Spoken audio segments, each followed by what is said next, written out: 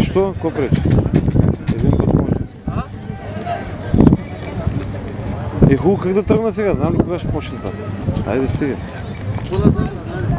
Ко заради хората? Не заради мене си, не заради хората. Ще хвърлят, те ще скачат за кръста. За здраве.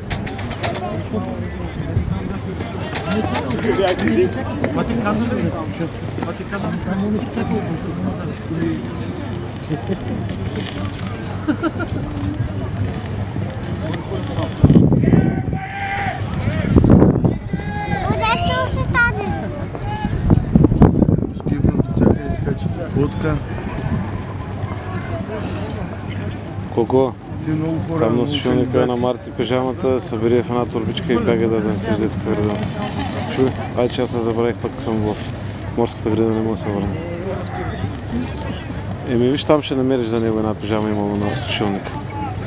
Майка ти е била приготвила там. Горница, долница и му занеси. Да, и хавлията. Вода съм му занесъл.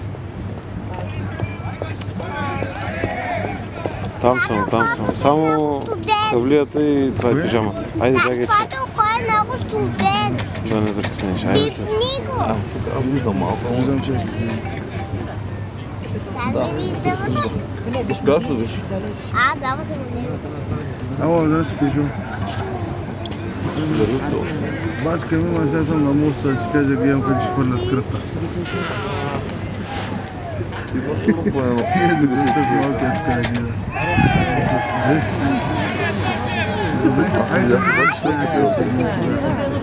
Дай човечка. Някой ни посмяха. нека виждаш скочка. Зъбе момче.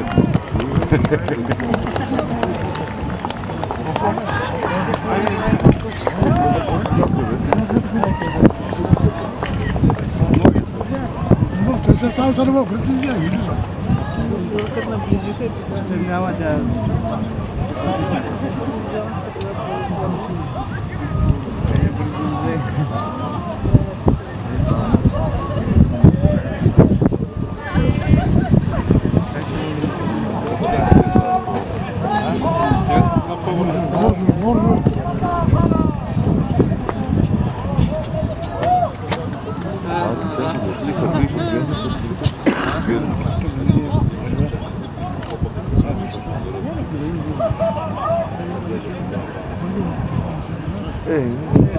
Добре.